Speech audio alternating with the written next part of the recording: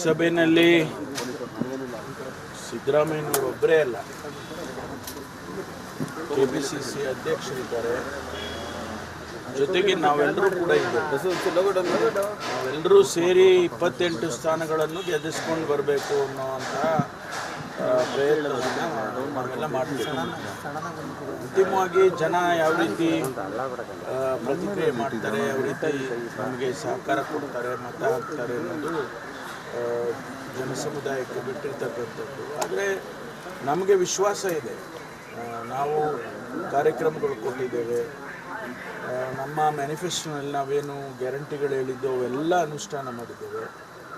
ಜನಸಮುದಾಯಕ್ಕೆ ಈ ಸರ್ಕಾರದ ಬಗ್ಗೆ ಒಳ್ಳೆಯ ಅಭಿಪ್ರಾಯ ಇದೆ. ಹಾಗಾಗಿ ನಮಗೆ ಹೆಚ್ಚು ಸ್ಥಾನಗಳನ್ನು ನಾವು ಗೆದಿಲೇಬೇಕು ಅಂತೇಳಿ ನಾವೆಲ್ಲ ಸಂಕಲ್ಪ ಮಾಡಿದ್ದೇವೆ. ಹೈಕಮಾಂಡ್ನವರು ಕೂಡ ಹೇಳಿದ್ದಾರೆ, ಮುಖ್ಯಮಂತ್ರಿಗಳನ್ನು ಮುಂದುವರಿಸೋದು ಬಿಡೋದು ಅದೆಲ್ಲ ಹೈಕಮಾಂಡಿಗೆ ಬಿಟ್ಟಿರ್ತದೆ. ಆ ತೀರ್ಮಾನ ನಮ್ಮ ಹಂತದಲ್ಲೇ ಎಲ್ಲೂ ಆಗೋದಿಲ್ಲ, ಅದೆಲ್ಲ ಹೈಕಮಾಂಡ್ನ ಹಂತದಲ್ಲೇ ಆಗುತ್ತೆ.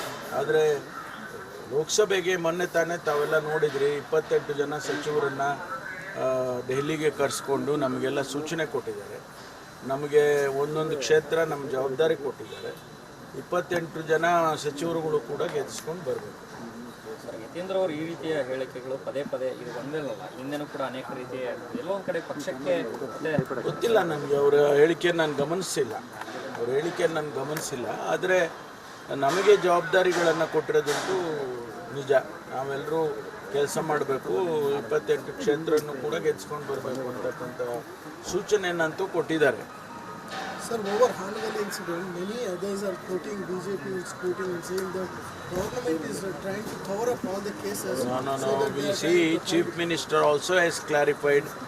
I have clarified. We are not trying to protect anybody. See, law is same for everybody, and we take action according to that. There is no question of protecting anybody. Why should we protect? Somebody goes against the law, and the law will take its own course. Because they belong to. They may comment. BJP may comment. They pass comments as they wish, but that doesn't mean that we heed to all those things.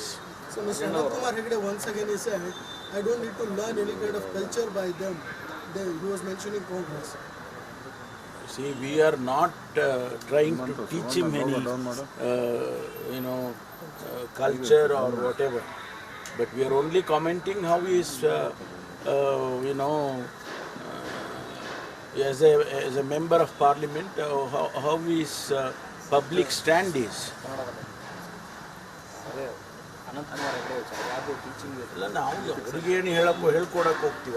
ನಾವು ಅವ್ರು ಕಲ್ತ್ಕೊಂಡ್ಬಿಟ್ಟಿದ್ದಾರೆ. ಅವ್ರ ಸಂಸ್ಕೃತಿ ಈಗಾಗಲೇ ಪದೇ ಪ್ರದರ್ಶನ ಮಾಡ್ತಾನೆ ಇದ್ದಾರೆ. ಈಗ ನಾವು ಕಲಿಸೋದೇನಿದೆ, ಅವರಿಗೆ ಕಲ್ತ್ಕೊಂಡು ಬಿಟ್ಟಿದ್ದಾರೆ.